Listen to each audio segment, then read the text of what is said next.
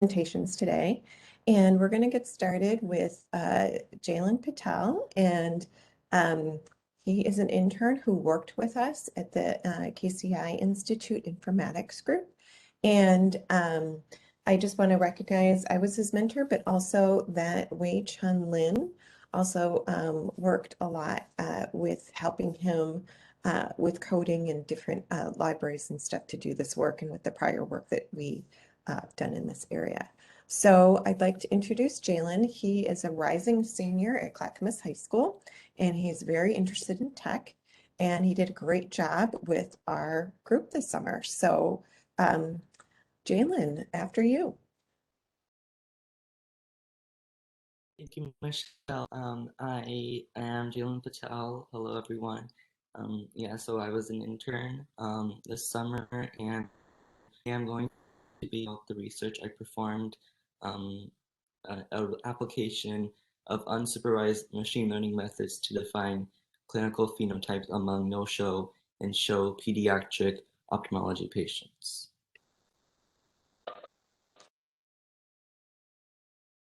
As Michelle said, I'm a rising senior. I was born in Antonio, Texas, and grew up in Portland, Oregon, in both Gresham and Clackamas. And I've been intrigued by data science for a long time, and I plan to major in computer science in college. So I interesting and really happy to have both this project and excited to share it with you. No shows appointments where people don't show up and they didn't cancel ahead of time. They're a problem because they affect clinic efficiency as well as the continuity of patient care. And also, medical clinics really want a full schedule. We know from previous literature why patients might not show, and this is also motivation for our study. A lot of it has to do with what's going on in patients' lives, whether it's their work schedules or other conflicts that come up, but it can also relate to their attitudes towards their healthcare, and also whether or not they feel they're being respected and their time is being respected by the healthcare system. And some of them may think that they're going to wait a long time and that they don't have time for that. And also, they might not understand that when they don't show, there isn't someone else that takes their appointment. And so, this information is more qualitative, and it still doesn't help us figure out who's going to come or not, because we don't really store this type of data about our patients. But what we do know about our patients is essentially what's in the EHR. So we want to see if we can use what's in the EHR to help us figure out this information. So in our study, we define these clinical phenotypes using the available EHR data for both no-show and show patients in the pediatric ophthalmology specialty at KCI Institute. And our project was modeling their use of existing EHR data, and we can actually use this for developing future studies of interventions or feature engineering to help reduce no-show rates.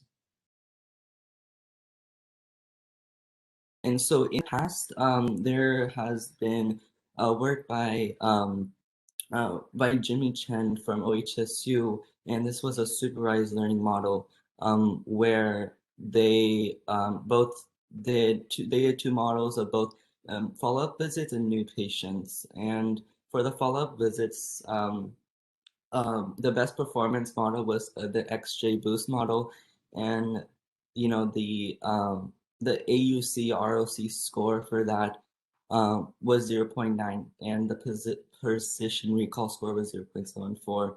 While for the new patients, the best performance model was the lasso regression model, and the AUC score was 0.74, while the precision recall was 0.27. But in this study, there are a few limitations, just based on it being supervised learning, that unsupervised learning could help with. First,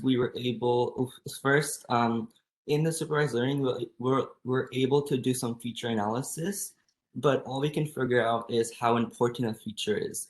We can't figure out, if that feature is more indicative of one outcome or the other, or and we just know like it's important. For example, if you found out that Medicaid was important, you don't really know if that means you are more or less likely to have a no-show if you have that insurance. And the second limitation is that for new patients, it doesn't do a very good job because a lot of the unsupervised learning models are based on the previous history of the patient, like number of previous cancels or number of previous no-shows. And so new patients don't have this frequent visit information. So it's a little bit harder to make the correct prediction with with supervised learning.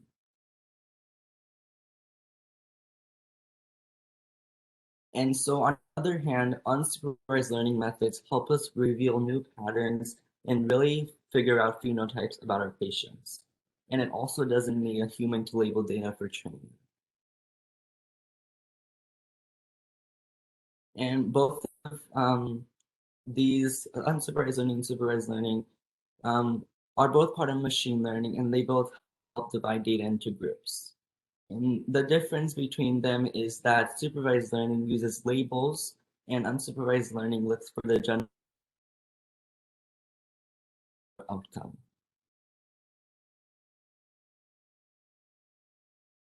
And so that brings us to our data set.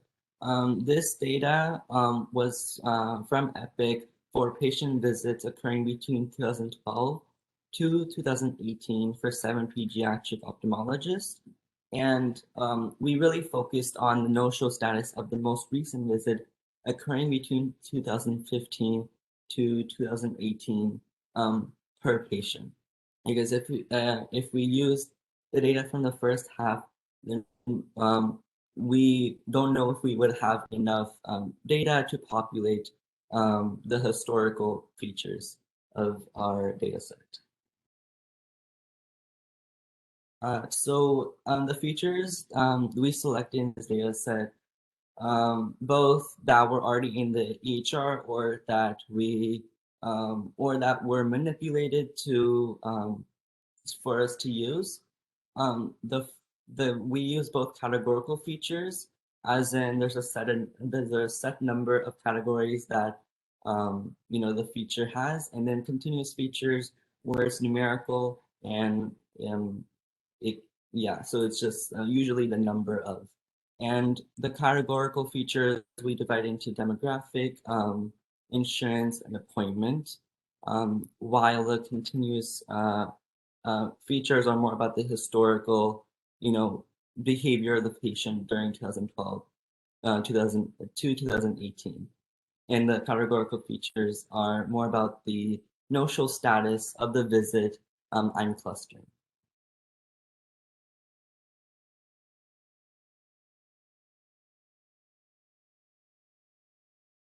So there were 3 models that we went through and tested in the study. And the first was k-means, where we could use only the continuous variables of the data set. The second was k-modes, where we used the categorical variables in the data set, and then lastly k-prototypes, where we could use both the continuous and the categorical variables. The way we wanted to figure out how many clusters are best for classifying patients. So we looked for to do that, and in this example right here, this is just with other data, not with the data we use in the study, but you can see how it works and how in this we're testing out 4 clusters, and you can see that it's the optimal number because they're widely apart, and the bars for each of the clusters is different. And the way we evaluated which model would be the best to use is the adjusted rand index as well as the accuracy. For the adjusted rand index, the equation for that is R equals A plus B over NC2, and A would be the number of times the actual no-show status and cluster labels were the same, while B would be the number of times the actual no-show status and cluster labels were not the same, and C2 would be the number of unordered pairs in a set of n elements. And so the absolute value of ARI is what's important, not if it's negative or positive. And for accuracy, that's just a proportion of the total number of predictions that were correct. And so it's matched labels over total visits. And because we're trying to determine how well the data clusters, we're only looking at which metrics made sense. So a lot of people might not be familiar with the ARI score, so we measure accuracy as well to help you visualize it better. And this accuracy, as well as the ARI, will tell you how well the clusters matched up with the no-show outcomes, just so we could see, just so we can see that. And so on to the results of our study. How many clusters are ideal? We found that 2 clusters are best for classifying patient visits. As you can see, there 3 could also be a possible choice. 2 is because in the graph with 3, 2 of them were very similar. Even though in some of the other graphs you could see like 3 separate bins. And so the ideal number of clusters is going to be 2. In terms of the algorithm performance, we measured that K-modes was better because a lot of the both the accuracy was 70.6%, which is the highest, as well as the ARI 0.046 was also the highest. And so it did a really nice job because 70% is actually a high score in terms of accuracy. And we also a lot of the continuous data might also be hard to get into the system in real time because you have to extract other pieces of data and then calculate it based off of that. And the categorical features we discussed earlier are easier to find in Epic. So in the future, we could potentially make unsupervised learning models based on only these categorical features. And so you can see here kind of distribution of how the labels that we clustered and also the actual labels matched together. This is like a confusion matrix or crosstab, and this one is just based on the best model in terms of performance, which was K-modes. And so you can see in this first subgroup, we have a higher proportion of no-show patients because it's 318 out of 1589 versus 640 out of 4914. And so if we add the 318 patients in the first subgroup as well as the 4,274 show patients in the second subgroup, we get that high accuracy score of 70.6%. And so we basically labeled these clusters accordingly to that. And there are characteristics that we could figure out, which characteristics are associated with which phenotype of patient, whether it's no show or show. And so in terms of the weekday, we found that most of, as you can see on the graph, there are a higher percentage of no-show patients on Thursday, while the highest percentage of show patients are on Tuesday. And this is the age group, and school age patients are the highest group that are no show or show, I mean, sorry, and toddler um, is the highest percentage of patients who are no show. And patients who are no-show, in terms of their insurance type, we found that they were almost 80% were on Medicaid Oregon. And we also found that um, over 50% of the commercial patients, showed up to their appointments. The primary provider also had a impact on the patient no-show status, because as you can see in for provider G, we can see over 30% of the patients were no-show, while for provider E, um, uh, more than 20% of the patients um, showed up to their appointment.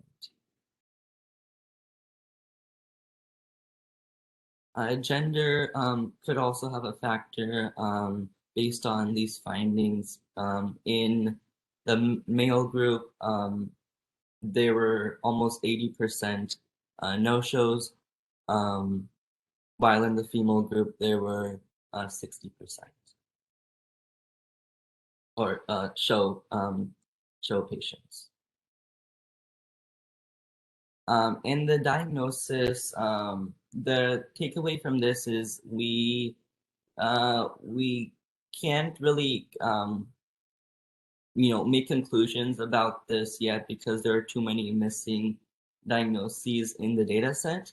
And you might see like none is the highest, but there are also different things like the provider didn't put a primary diagnosis, but they do have other diagnoses.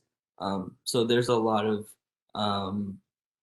there isn't enough information that we can make a conclusion. And so this, as a summary of the phenotype of no-show patients and show patients, as we could see, that most of the a phenotype that we could use for the no-show patients is that they have their appointment on Thursday. They're in the toddler age group. They have Medicaid Oregon insurance plan. They are seeing primary provider G, and they are male. And for the show patients, phenotype we could make for them is that they have their appointment on Tuesday.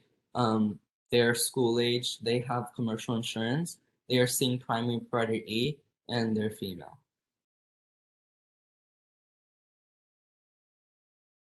And on this slide, I wanted to show how this compared to the unsupervised study that was done earlier. Like I said, in that study, we found some we found a few one or two patterns similar unsupervised learning compared to supervised learning, but most of it I found in the study was new information. For example, the age toddler was both an important feature in supervised learning, as well as for no-show patients in our model. But remember that we can only find out the phenotype in the unsupervised learning model rather than the supervised learning, because the supervised learning is only going to tell you if a feature is important or not, and how important it is.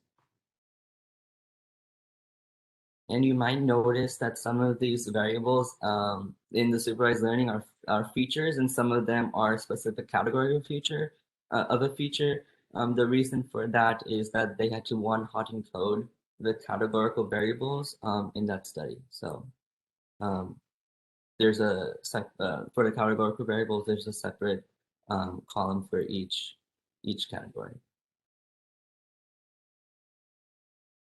And so a brief summary of key findings. We found that 2 clusters are ideal for the data set. K-modes is the algorithm with the best performance. 70% of the visits were correctly matched between the cluster label and no-show label in K-modes. We found that day of week, the age group, the insurance type, the primary provider, and the gender are most different between the subgroups. The no-show patient phenotype would have a no-show patient just in terms of the phenotype would have an appointment on Tuesday, would be school age, has Medicaid Oregon insurance plan, is seeing primary provider G and is male, and a show patient would have an appointment on Tuesday, would be school age, they would have commercial insurance, they would be seeing primary provider E, and they would be female. I also wanted to address the limitations that that our study had. First, the study was performed at a single institution for a single specialty, and previous work suggests that no-show models perform best when trained on a clinic level rather than on a combination of data sets. Also, pediatrics is a specialty where patients are often brought in by the parent. And in this data that we had, we couldn't include variables related to the parent. And the third is that the sample size was small, 6,503 visits. And when the sample size is small, it could reduce the power of the study and increase the margin of error. And the population we studied was mostly white, which isn't representative of diverse groups. So in conclusion, unsupervised machine learning can be used to successfully develop phenotypes for no-show and show patients in pediatric ophthalmology. This is just an initial step to understanding these phenotypes so that we can start to study which interventions make more sense, and this will provide base level knowledge for future study. So for instance, future studies might use categorical variables only, or something else that we found in the study. And some examples of patient positive interventions are like calling or texting them a month, week, or day in advance to make sure they're coming, or if we should cancel it. And then if they have to cancel, we can book another patient so we can effectively reduce no-show rates that way.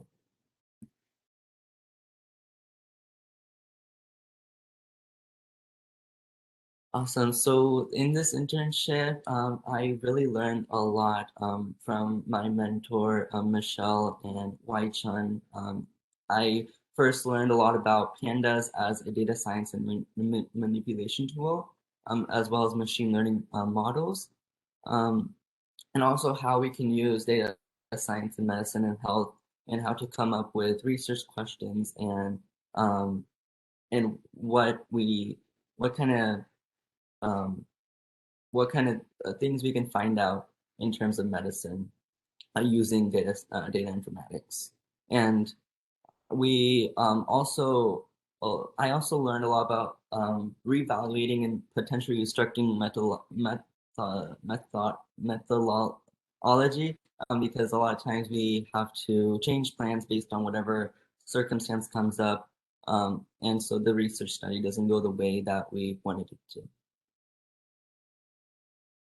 And with COVID-19, it was very different than being in person as usual.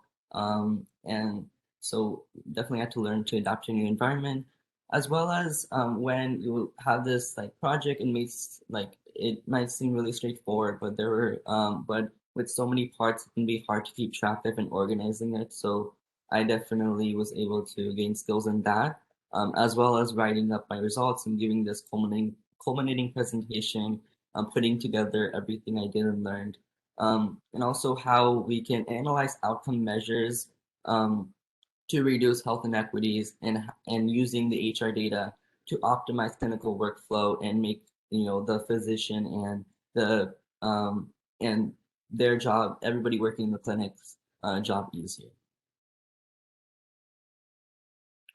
I really would like to thank Dr. Michelle Farber for all her help throughout the summer and her immense support. I also want to thank Dr. Wai-Chun Lin for your feedback in each step of the research process and keeping me very busy and giving me new tasks to complete.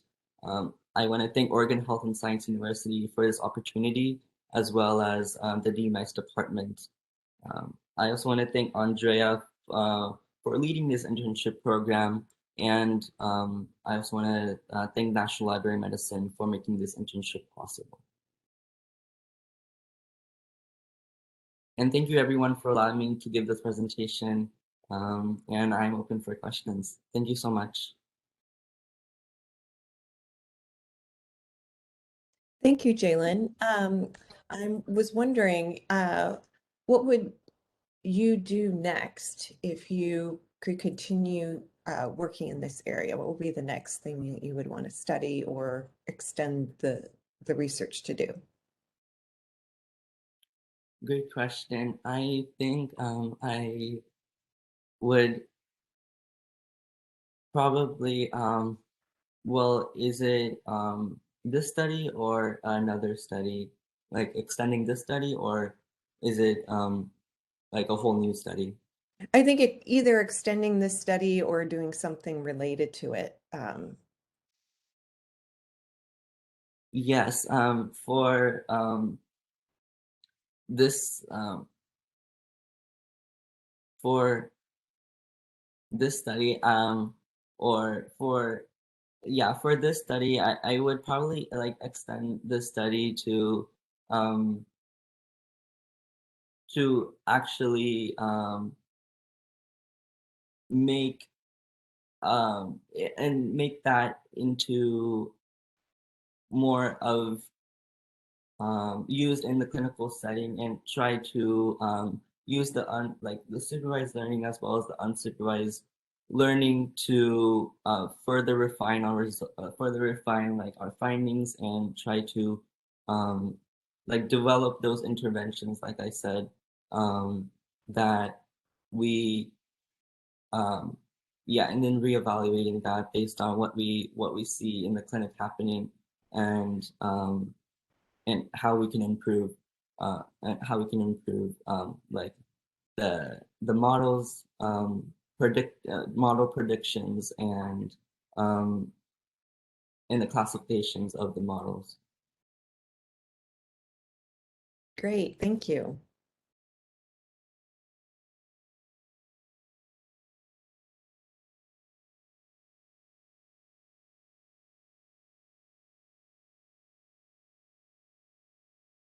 Well, if there aren't any other questions, I think we can move on to the next presentation. So it looks like Anita, are you going to introduce? I am. Yeah. Okay, so while Gabriella's bringing up her slides, so I just want to introduce you to the next three speakers. It's been a pleasure working with the interns this summer. They have participated in an internship with the Center for Data Health on the National COVID Cohort Collaborative. This effort involves over 2,600 people from across the nation and 500 organizations. So the three interns have all of them have different backgrounds and experience, and they're undergrads and high school students, which has been terrific. And the purpose of the internship was to expose them to learn about various aspects of data science, because data science is a very broad field, especially in a team science environment, and to help understand, what it's like to work with a centralized electronic health record resource where we have data from various institutions. So this summer, they've collaborated with a number of different researchers across the country to learn different aspects about data science, and they've been great to work with. And so I want to introduce the first speaker, which is Gabriella Tangkilisan. And Gabriella, I'm apologizing if I mispronounced your name. at Portland State University, and so she's going to be our first speaker today. All right, just give me a second.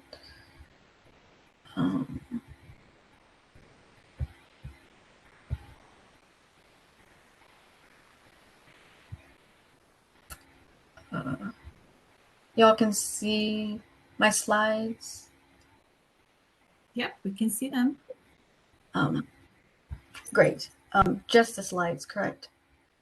Yes, only the slides. Great. Right. So hello, as Anita said, I'm Gabriella Tangkilisan. It was pronounced correctly. And she said, I am an undergrad at Portland State University, and this summer I had the opportunity to intern with the National COVID Collaborative Initiative. And during my internship, I worked with Anita Walden, the assistant director of CD2H, and Amy Olex, who is the team lead for N3C's Immunosuppressed and Compromised domain team. So just a little bit of background about N3C. The N3C's initiative is to bring together a variety of scientists from around the country, as Anita said, and to be an open science community to analyze patient-level data and answer questions related to COVID-19. And so N3C receives their data from various institutions from all around the country with COVID-19 related data. And of course, this data is AHR data. And so the data from all the institutions populates into N3C's data enclave, which of course, as I just mentioned, is EHR data. And while the data enclave is obviously the place for where the data populates, one thing I want to note about the data enclave is that it is also a community environment for the scientists that have access to the data enclave. They work together with other teams and other individuals. So it's a community environment as well. And last thing about N3C that I want to introduce are domain teams. A domain team within N3C is a group of individuals that centers their research around a particular area or population and topic, and relate that area to their findings of the COVID-19 data that they utilize from the data enclave.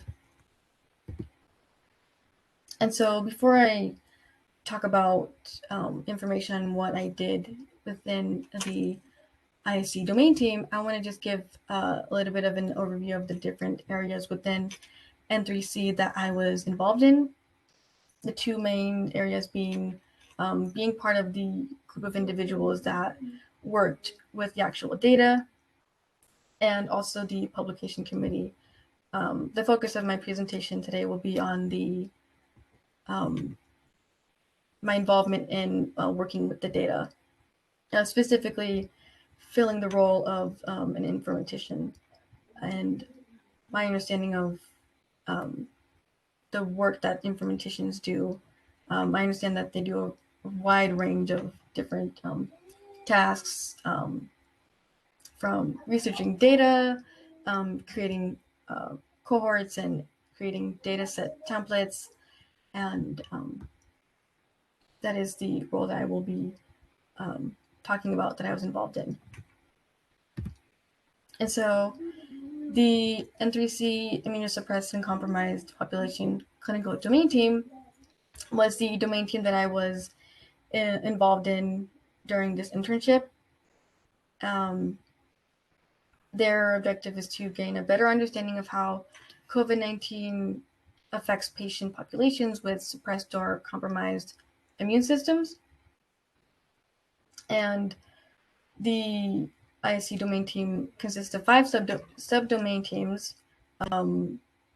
Those are rheumatoid arthritis or lupus, human immunodeficiency virus or HIV, solid organ transplant, multiple sclerosis, and the subdomain team that I worked the closest with was the autoimmune skin disorders domain team. And so just to reiterate what my role is and be a little bit more specific about it, part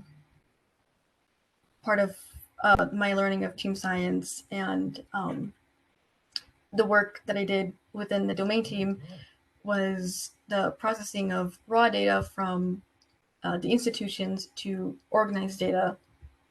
And my work that I did was importing the already organized data done by the other informaticians into a space to then do more work on that data. And so to give a little bit of an example of what an informatician might do is, this is fake data, by the way. And so this is an example of raw data that you would find in the N3C data enclave. And as you can see, it's not very helpful in being specific and pulling certain information. Some of it also doesn't have all the information for all of the different patients. And so this was not a great data set to use when running statistical analysis and determining significant statistics for clinicians to write about and get to the public.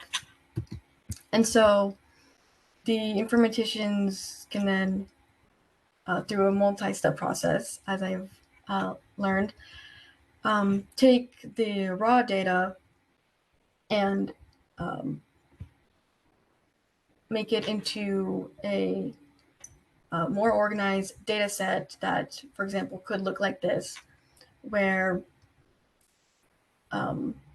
you can identify if the person got the vaccine or not, when they got it, what type of vaccine did they get, and if they got their second vaccine. And so then they can also create the data set where it'll tell you if they did not also get the vaccine. And so this is a crucial step in the process. This was not my area of involvement. So the data that is now organized into a data set needs to then be put into a place where transformations between different data sets can occur. And this is where all the magic happens. In N3C, it's called, and maybe other workspaces as well, it's called a workbook. And the concept of a workbook is being able to import multiple different data sets, and essentially you can pull certain information from the different data sets to produce a new data set. And so the components of a workbook are the data set that you created, example shown on the previous slide, and through transformations, code to pull a certain information from these data sets and create a query that can then be combined with multiple more different data sets and have a final result of a data set that has all of the different information for the same patients. which is the work that I did for the ISC domain team. Apologies, it's very small. So as I mentioned in the beginning, there are 5 subdomain teams within the ISC domain team. At the time that I started working with the vaccination data, 4 of the 5 subdomain team data sets had already been imported into the workbook. As you can see, there are 4 of the 5 here. And what I did was add the 5th subdomain team data set, which was the autoimmune skin disorders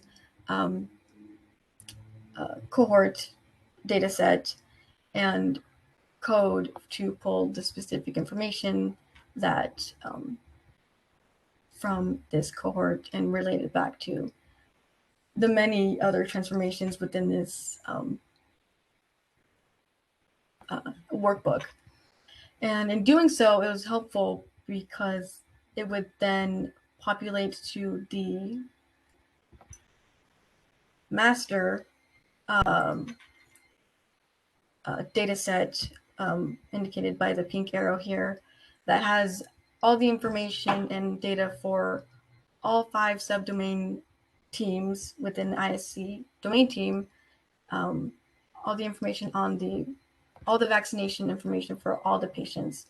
And so that would be helpful then. If they were working in another workbook, they could then import that data and know that the information for any of the subdomain teams, the vaccination data would be within there. And that is helpful to make the process of importing data easier on those individuals. Which is the other thing that I helped with. This is the Autoimmune Skin Disorders Workbook. And what they wanted to do was combine vaccination data on those patients with the information on those same patients with a different data set that had a different type of information. And so to do so, I used R programming that is within the workbook. I used the merge function to basically tell it to take all the information in this data set by the green arrow, take all that information, but only take ASD related information from the data set indicated in the yellow arrow. And of course, it is data, and as I mentioned, N3C is a very large initiative, and there's tons of data. And so I ran into errors, of course. The first error I ran into was RAM, and essentially my laptop wasn't able to successfully run the code because the merging of the 2 data sets was too large.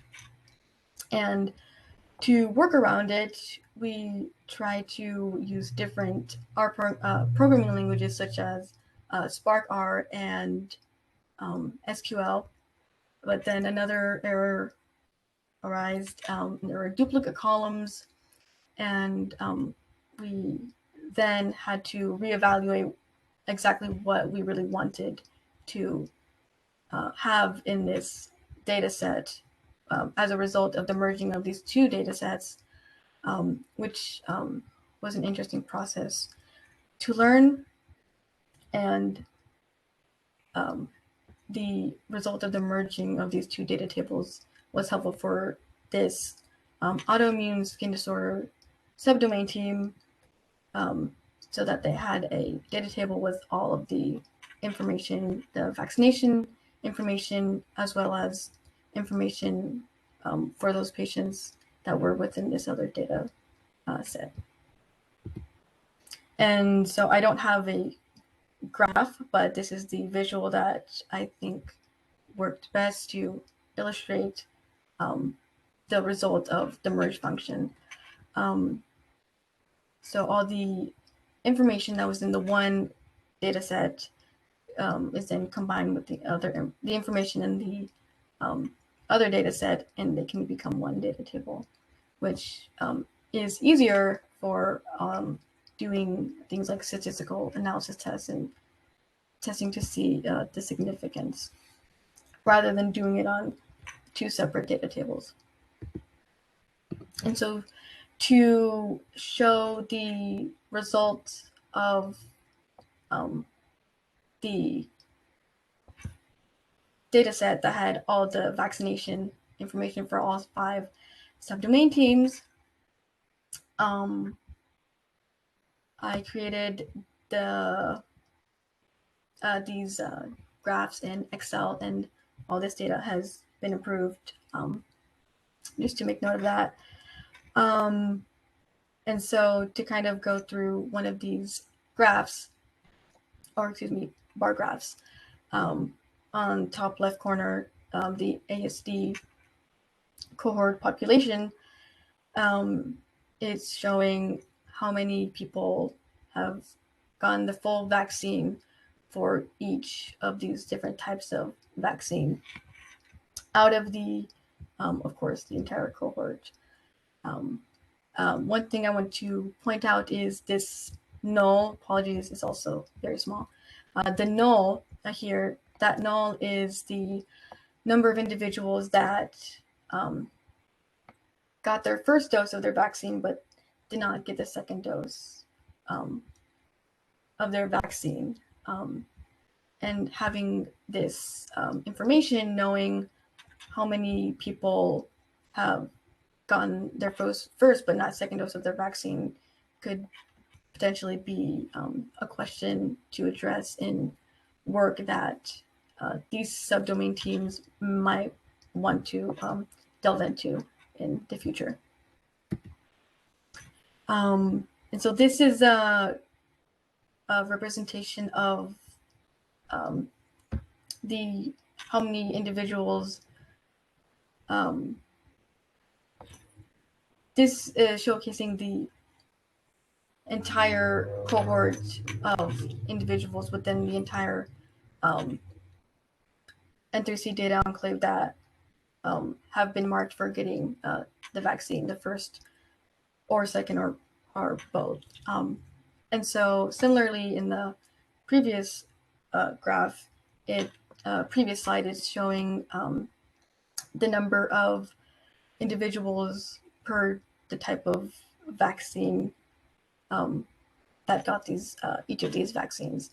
And the first graph is showing just how many people got the first dose, and the second graph on the right is showing same thing, except that the null, like in the graphs on the previous slide, the number of individuals that did not get their second vaccine. And one thing I'd like to note, for both the data on the previous slide and this slide, is that it's only information for individuals that got the mRNA and the Johnson & Johnson vaccine. But also, one thing to note about the number of individuals that have been marked for getting the vaccine, as you can see, is 417,000, around about 417,000. And the as of right now, the total number of patients in the N3C data enclave is around 6 million. And so one thing, I guess, about AHR data that can sort of be a caveat is that it's from clinics and hospitals. And so the N3C data is from various institutions, but they are hospital and clinic data sets, and they are from those types of institutions. in terms of like the COVID-19 vaccine, I believe many individuals got their vaccine from places within their area, be it their church or Walgreens or Walmart, and that data, I believe, is not recorded within the N3C. So just to wrap up my presentation, I want to talk a little bit about reflection on my experience with the internship, especially working with data. Prior to this internship, I had no experience whatsoever with working with data or coding even. And so I now understand that coding is a very essential element to data and being able to process data and get from A to Z, and being able to pull into specific data and to have that be analyzed and interpreted, and it's just an essential skill for team science, but also anyone going into data, I believe. And as Anita said, N3C is huge like collaboration. So there's obviously a team science aspect there and reflection. To the main, the two main aspects of team science that I gained the most perspective from are program management, in which is related to leadership, I believe, and communication between the different roles in one team. And program management has allowed me to gain a different perspective on, what a team needs and like what a leader needs to be for their team, which is more than just making sure everybody is on the same page, as I have learned. And of course, the communication between the informaticians and the clinicians about what data do the clinicians need for answering the clinical question, and what the process of that is like. And so I just want to do acknowledgements and some thank yous. First of all, thank you to OHSU Department of Medical Informatics and Clinical Epidemiology for this opportunity and to gain some exposure in data science and team science as well. Thank you to Anita Walden, my mentor, for being great support during the entire internship, and answering my questions, of course. And thank you to Sean O'Neill. He answered my R programming related questions. And thank you to Amy Olex, who worked closely with me with the vaccination data, and helped me with that process and understanding informatics on a deeper level. And lastly, thank you, of course, the N3C ISC domain team for letting me sit in their meetings and observe the different dynamics to gain a better understanding of team science as well. And that is all. Thank you. Thank you, Gabriella. Are there any questions or comments? Well, Hi, Gabriella, it's Amy. oh, hi, Amy. Hey, nice presentation. Good job. I know you came into this internship with not much data analysis experience. So I was wondering if you could reflect and maybe tell those who may be interested in doing this type of work but don't have any data experience, I guess what the biggest challenges that you had to overcome in order to complete this internship. So. Yeah. As Amy was saying, I came in with no background in anything that is essential to data science, which isn't a bad thing. It was a good experience to get that exposure. I would say one of the main challenges was, since my role with the ISC domain team was informatician, while I did study R, applying it to actual data was a little more tricky than I thought it was going to be. I think that part of data applying what you're reading and practicing is kind of difficult. And also learning my way around the workbooks that were already in set, understanding their coding, what they were pulling was kind of difficult and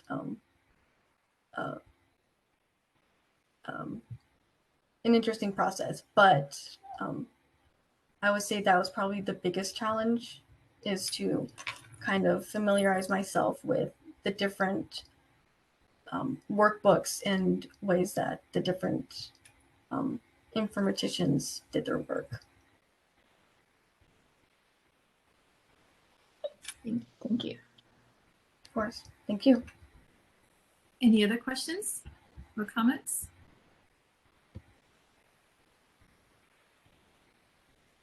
Well, I have a comment, Gabriella. I would say that you're brave. Not to have, experience and come into this world, it can be overwhelming, but I appreciate your bravery and your courage and jumping in there and willing to learn. And so thank you so much. It's been great having you, this summer. Well, thank you for this opportunity. Okay. All right, if there are no other questions, we'll bring up the next speaker. All right, our next speaker is Nathan Ng. He's from Beaverton, Oregon, and attends the University of Oregon. And I think you're a sophomore, you might be a junior now, a sophomore at Oregon, University of Oregon. So Nathan, came to us. He does have a little bit of experience, which is great because all three interns actually, work together and collaborate together too. And so he was able to, also help answer questions, for the other interns when it came to some of the programming languages. And so Nathan's going to talk about his work in the area of data science that he worked in this summer.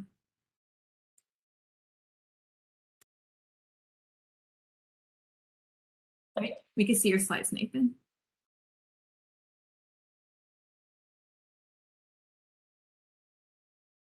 But we can't hear you yet. You're muted if you're speaking.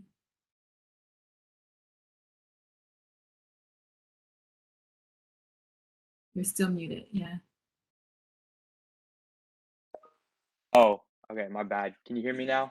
Now we can hear you. All right, cool. Yeah, so I'm Nathan Ng, and like Gabriella, I was one of Anita's interns, and I want to talk specifically about data visualization and challenges of team science. Yeah. So just some brief background about my internship. I was involved in N3C, which is the National COVID Cohort Collaborative, essentially a group of researchers interested in COVID data, and more specifically, I believe that my internship would revolve around long COVID, which is just COVID cases where people are experiencing COVID longer than the estimated 3 weeks. However, my internship quickly pivoted to focus on various other projects. And a lot of the work that I did this summer was centered around R, which is a programming language. And so the two projects that I specifically want to talk about are data cleaning and templates. Data cleaning is crucial in the world of data analysis because without it, it's a lot harder for researchers to understand the data they're working with. And so this screenshot is from the homepage of the Enclave. The Enclave is essentially a database or a server of all of the data and tools available to researchers and scientists regarding COVID.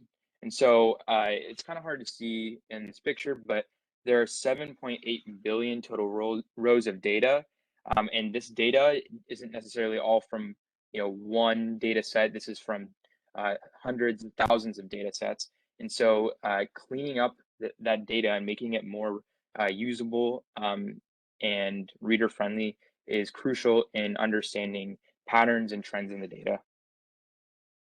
And so more specifically, some of the data cleaning that I was involved in was for the social determinants of health domain team, and more specifically, the census data, which is also known as DPO2 or selected social characteristics in the US. And so something important to note is that this isn't actually true, like a true census that actually occurs every 10 years.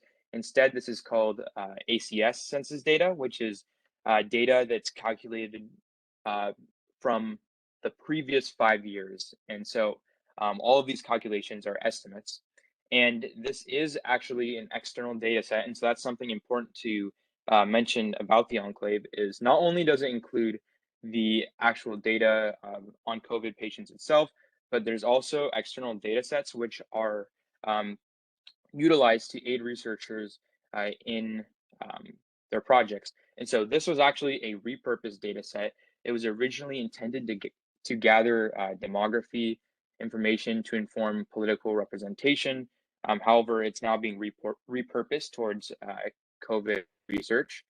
And so just a little more about this specific data set. It's kind of, you can't actually see the entire data set because it's much too large to fit on this slide, but there are 614 columns and over 3,000 rows with over 10 different variables. And the unfortunate thing about the Enclave is that it has a limited number of packages available to to the developers. And so a package is essentially just a library, is also another way you can call it, but it's just previous code that other people have developed. And so there are actually solutions to clean up data sets in normal R. However, you can't actually use all of these solutions in the Enclave. So that's some of the work I had to do. I had to create a method of data cleaning. And so before I talk about that, just a brief overview of this census table. So each row represents a different county, and then the top we have these codes which correspond to a statistic and a specific variable. So taking a closer look at that at these variables, this is an example of one of them. So the first part of this variable is the statistic type. So in this case, it's an estimate, but it could also be a margin of error, percent error, so on and so forth. Then we have the category. So in this case, ancestry. Then following that are subcategories. So in this case, we have total population and Portuguese. And so you'll notice that each of these different categories are separated by 2 exclamation marks, which is important for finding the pattern and cleaning this up. Also, in this image, I tried to illustrate how a lot of times researchers are interested in not the whole data set, but just part of the data set. So for example, a researcher might be interested in computers and internet use. That could illustrate some economic trends among households. They might be interested in educational attainment. So those are some examples of how a researcher might be interested in looking at a specific part of this data set. So I'll just quickly kind of run through this. This is the logic behind a script I wrote that will clean up this data set by filtering through and only in return creating a data set with the variables of interest. So I just have some quick guides. So we start off by importing a library, which again contains one of the necessary functions that we're interested in. This function basically takes in the data itself, the metadata, which again has the raw codes that I previously mentioned, which is in this format, dp02 underscore followed by some digits. And it also has the corresponding variable format with like the double exclamation marks. And then lastly, a list of the variables that we would like to extract. And so essentially the rest of this logic just filters through, and at the end we return the transformed data frame. So what this actually would look like utilizing it, we just can call the function. Right here we have the data file, the metadata, and then we have a list of two different variables that we want to pull out, and these two are identical. The function is set up so you can use either one. And so for example, in this case, this was extracting all of the variables related to educational attainment, instead of I believe it was 614 columns before. This one only has 10 total columns, which is just creating a more concise data frame, which is easier to visualize for the future. So this is still a project I'm working on. I actually still have a week and a half of my internship left, and so the next steps in this data cleaning process is creating visualizations for this. However, that's where templates come into play, which is the other major project I've been working on. Templates help clean and visualize data and allow other researchers to save time because they no longer have to invent the wheel, much as the name suggests. And these are more user-friendly. Not everyone in these different teams not everyone in these different teams, such as the social determinants of health, the main team, have the same programming or technical expertise as other users. Not to say that they're not super talented and skilled. It's just not everyone has the same skill set, and so the fact that these they don't really need to have a coding background to utilize templates really helps streamline the process of data cleaning. And so templates are utilized in a tool called Code Workbooks, which is a tool researchers have access to in the Enclave. Again, the Enclave is just the server or website where all of the data and resources are stored for researchers. And so the setup of a Code Workbook is a node setup. So each of these boxes represents a different node, and the arrows represent like a connection. So for example, this is the original data set, and then we have a transformation that takes place in another one. We can also visualize with graphs, and this is again where templates come into play. So the major template that I was involved in is a single date frequency plot.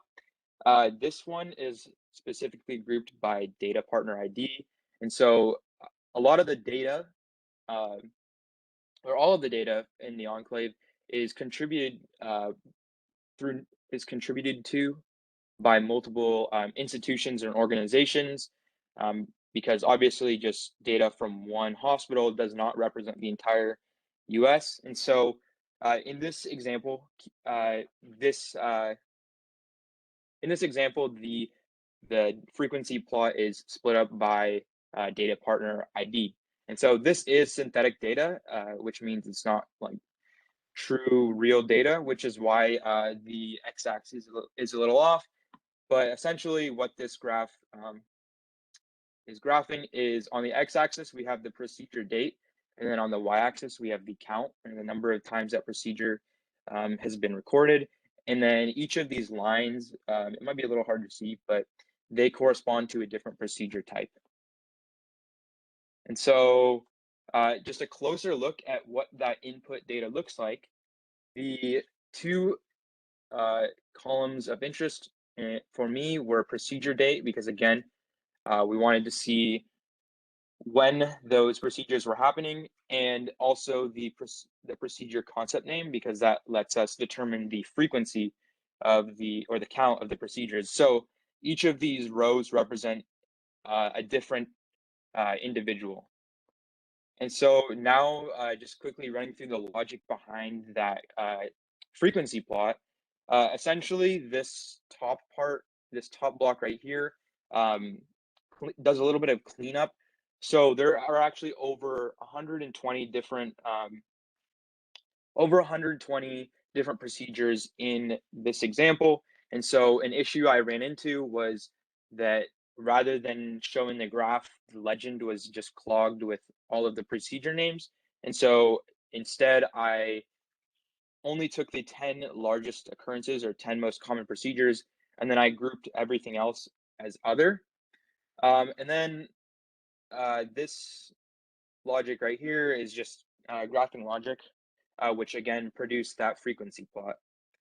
And so as far as template creation goes, it's pretty simple. Once you've created your base code, you're given this interface where you can input placeholder variables where, from there, future users of the template can plug in their own values, because keep in mind, not every single data set has the exact same convention in terms of naming.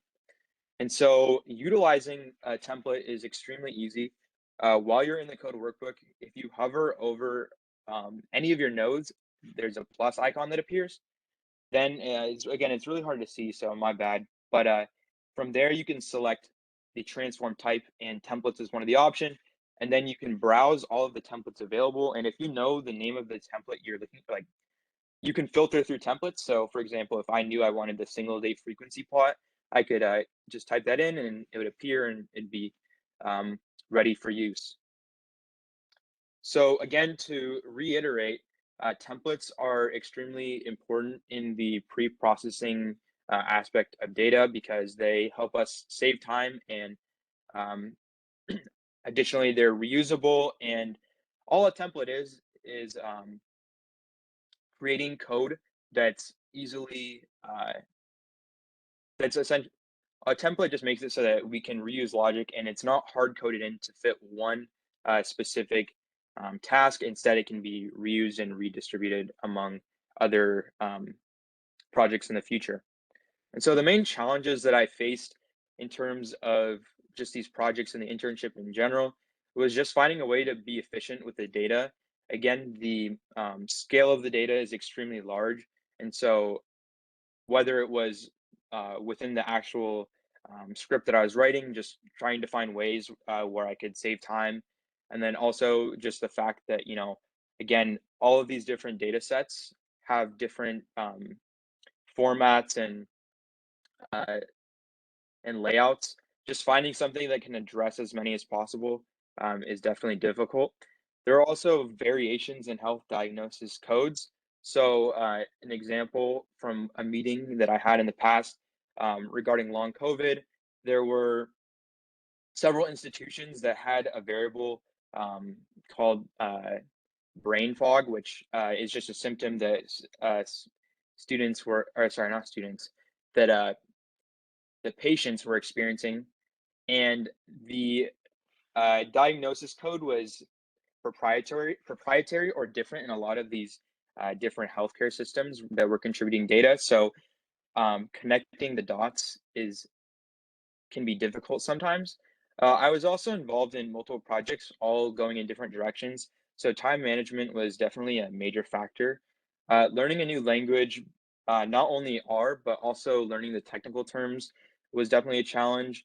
The thing about analyzing and cleaning up these data sets is that although you don't need to, although I wasn't responsible for, truly interpreting what all these data sets mean, I still had to understand at a basic level the different technical terms. And so it did take some time getting to know those and familiarize. It did take some time to familiarize myself with those. And then lastly, time was definitely an issue in terms of getting registered for the enclave. There's obviously a strict code of conduct in order to gain access to this data, because it contains records that are very private. And so it did take much longer than I had hoped to receive access to this, which made, it wasn't as convenient, for sure. But all in all, I did have, oh, shoot. All in all, I did have some great outcomes when it comes to this internship. Again, I learned R, which was not a language I'd ever looked at before. I also learned a lot about what it's like to be in a team where the skills are greatly varying, and I had never been in a like team science environment before, so that was definitely super interesting. And of course, I also improved my stats knowledge in the process. Moving forward, I plan to continue working on templates. The next template I want to work on is actually a date range template. So the template that I shared, which was a single date frequency plot, procedure date is something that's occurring one time. However, a date range might be, for example, when someone's diagnosed with COVID plus or minus 90 days. And so I want to create a template which deals with that kind of data. I also am going to continue data cleaning with the census data. And so the next steps are census visualization. And lastly, I am working on a project with Dr. Jeremy Harper, which is specifically focused on long COVID, which again was what the roots of my internship were supposed to cover. So I'm looking forward to that. And I just wanted to give a special thanks to the following people, as they were crucial in my learning experience this summer, and I could not have done this without them. So thank you for listening. Thank you, Nathan. All right, are there any questions or comments?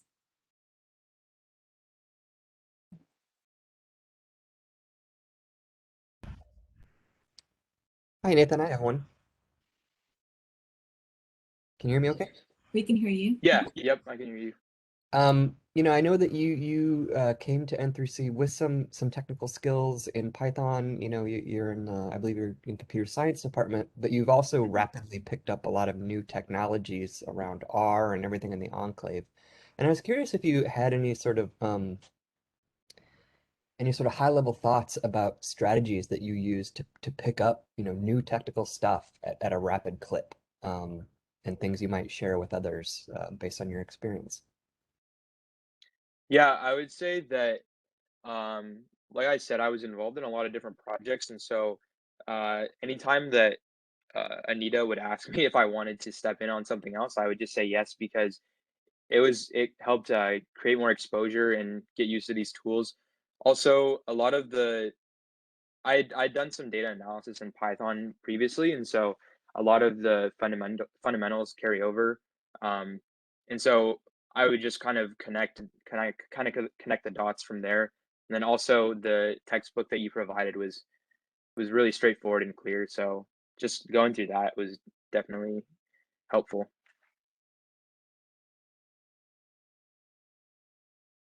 Thank you. Are there any other questions? So I have a question for you, Nathan. So the templates that you're creating, will those are going to be available? Are they going to be placed into the knowledge store so they're available to other researchers for them to use? Yeah, as far as I know, obviously I don't think they're available yet, but yeah, I will be uploading them there. Okay. And then another related question to that, are there any standard practices for the type of data cleaning that you're doing that can be applied, across the board? Like, can you take and replicate that so people are not recreating the wheel?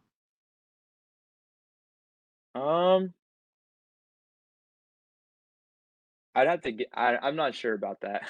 Okay. Yeah. All right. Well, thank you so much. And also thank you for all the work that you've been doing. I mean, there's a lot of things that you talked about, and there are things that there's more to your internship than just that. And so I definitely want to extend my thanks for being willing to jump in and help out whenever needed, and pick up other skills. Yeah, thank you as well. All right. So the next person that's going to speak will be Muna Daher.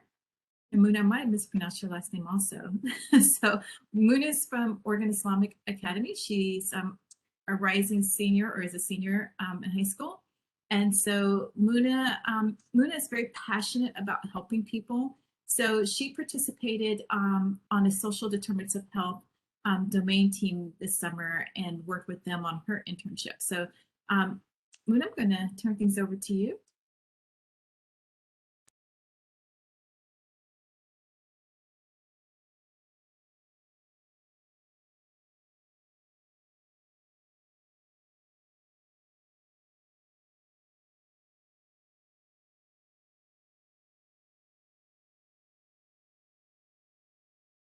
Are you able to get your slides up? There we go. Look like something's starting to happen. There we go.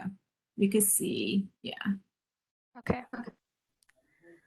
Hello, everyone. My name is Mona. I am a senior at Oregon Islamic Academy, and I'm also an N3C intern. And today I'm going to be talking about the exploration of data science and visualization for social determinants of health and COVID-19 data.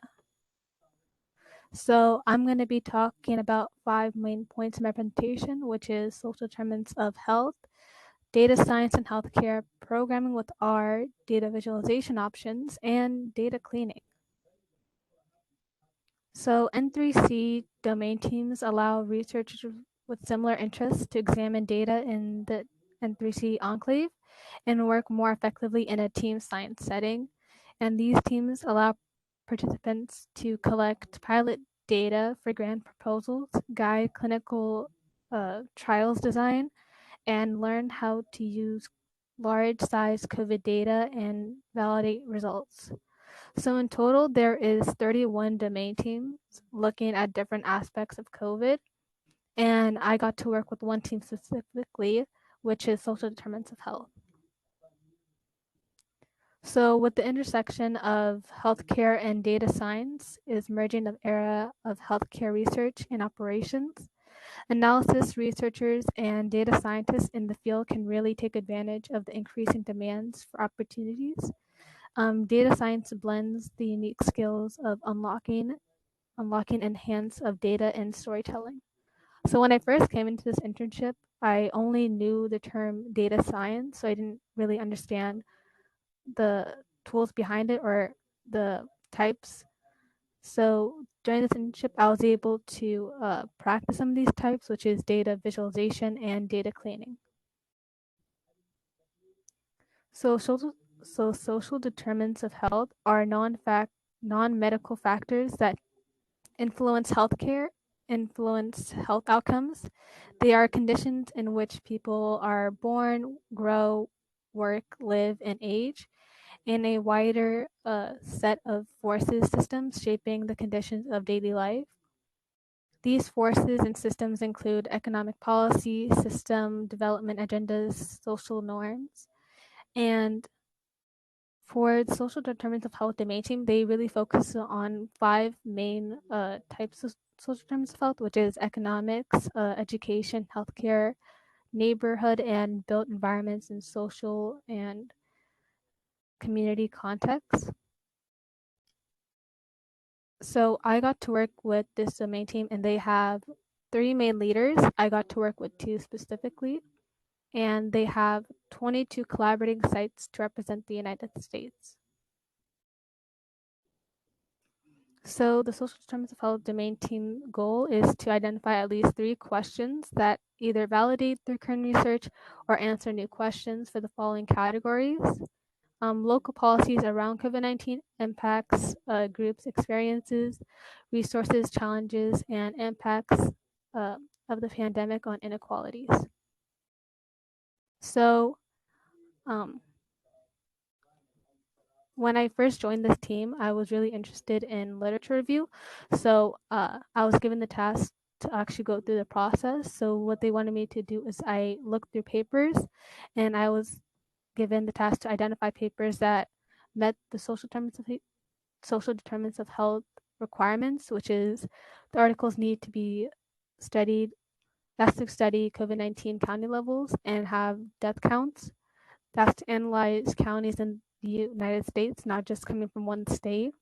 And it has to have socioeconomic status and county characteristics as an independent variable. And they also have to include key concepts, which is county characteristics, social demographics, and health status, and many others. So In total, I reviewed 147 articles.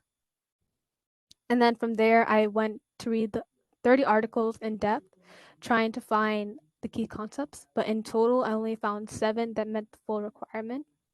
And out of those 7, I am going to present 2, which I found really interesting. They helped me get a better understanding of social determinants of health, and they really are interesting articles. And the first article is Social Determinants of Health, Mortality of COVID-19. And basically, this study found disproportionate burdens on racial and ethnic minorities, the poor, those with less education, and veterans, and using the National Health and Nutrition Examination Survey data from 2017 and 2018. They calculated the proportion of COVID-19 fatalities and demographics for the general population. They mentioned that the public health initiatives should target these populations explicitly, and the data social factors should be collected consistently from the patients. So in this data visualization, it shows the distribution of features of the simulation COVID-19 fatalities and characteristics from their comparator population from the National Health Nutrition Examination Survey. And as a result, the simulation confirms that the general trends, disproportionate fatalities among the elderly, and through it, it shows a greater number of deaths at a younger age. So the second article I reviewed is Association of Social Determinants of Health with COVID-19 Moralities. And basically in this study, it looked at rural and urban counties' death rates per 100,000, which were substantially related to the percentage of Blacks, HIV, diabetes, unemployment. And this study examined county levels of social determinants of health characteristics that were linked to higher and lower COVID-19 mortality rates, and it revealed a cluster of counties that were at higher risk of dying. And in this visualization, you can see that it shows the estimated mortality per 100,000. Luna, I'm going to pause for just a second. Your slides are not very clear. Do you mind stop sharing and reshare them again, see if that might work? Looks like there's something.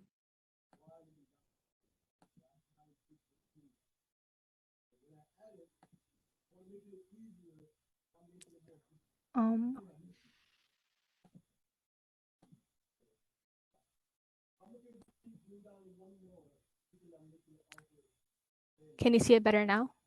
Oh, that is coming up for me. Okay, maybe that's just the way the slides look. Okay, never mind then. Go ahead. Okay. So programming with R. So R is a programming language for performing data research. R is a statistical programming and graphics programming language, and that is used for cleaning, analyzing, graphing data. R is considerably the most versatile language for supporting interactive than many languages. And this is an example of programming with R. I used RStudios to code this, and in the corner you can see an example of data visualization. And data visualization is a tool that gives an easy method to examine and analyze trends, outer layers, and patterns in data. And these visualizations accelerate research and data processing by combining user-friendly and visual attractive elements. They serve also a strong communication tool, and data visualization tools also include visual components like charts, graphs, and maps. And this is an example of geospatial maps. They are commonly used in data science research, and I previously showed it in one of the articles, but this is another example. You can see that there are a lot of tiny spaces, and each space represents a county. And usually these maps are either 3D or interactive, but this is just an example of a 2D map.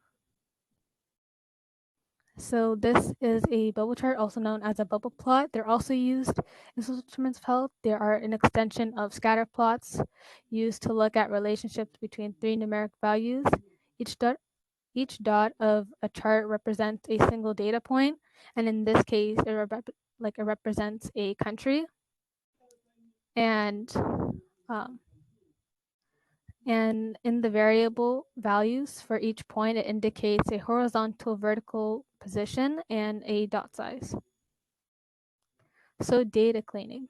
So before a researcher can actually use data, they have to go through data preprocessing, which is data cleaning, data transformation, and data reduction. And basically what is the most important is data cleaning, and it's like the most important step in data processing because it makes it easier for a researcher to read the data. And in this domain team's case, not a lot of them are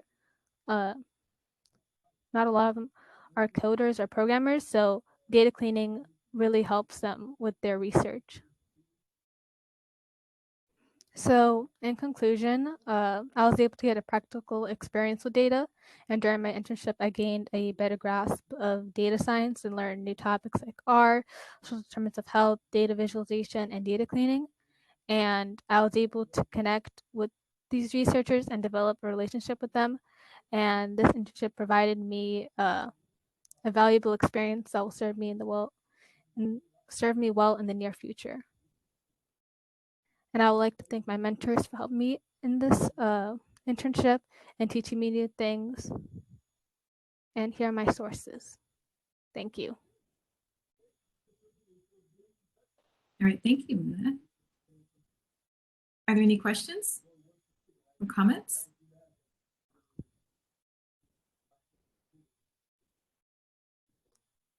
So I have a question, Muna. So you reviewed articles. How many articles did you say you reviewed?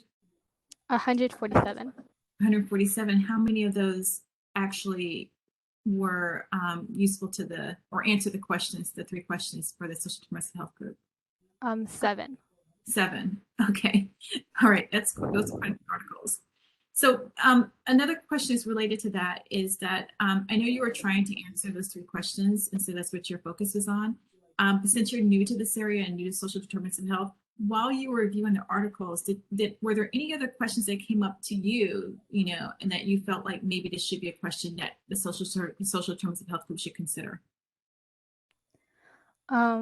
Looking at some of the articles, like I had a few questions, like whether some parts actually fit in social determinants of health, but actually learning about it through the articles to help me like understand it better. I did come up with some questions that I thought would be interesting, but it didn't really lie under the social determinants of health category, but it was nice learning about these things. Okay. And what kind of questions were those that you thought perhaps they could be social determinants of health or that were interesting to you?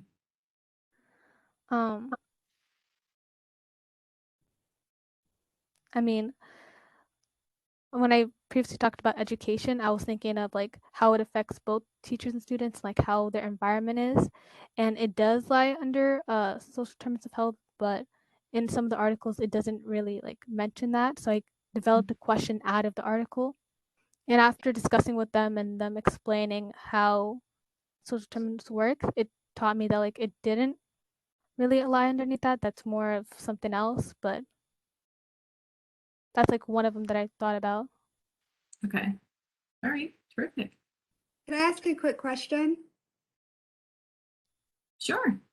Hi, this is Chris. I'm one of the librarians at OHSU. Really nice talk. I was surprised the first paper that you showed to us was actually a simulation study kind of in and of itself. Just the idea that everybody's trying to use data in different ways through simulation and other things to kind of make their arguments.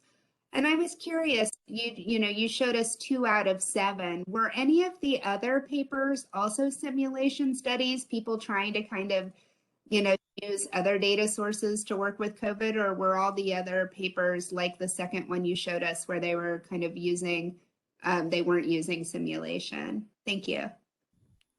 I'm trying to remember all of them, but I remember 2 of them were simulations. The one I showed and another one, but majority of them were just like the second article.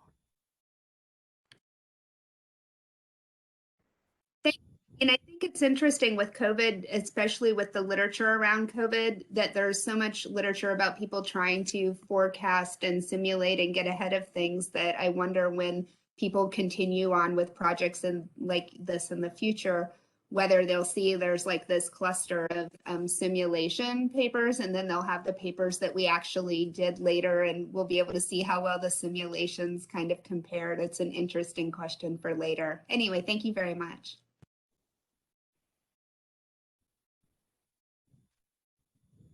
Any other questions? All right, Muna, thank you so much. I'm glad you, were able to work with the Social Determinants of Health group and learn a little bit more, especially since you're passionate about helping people. And hopefully you'll continue along that path. All right.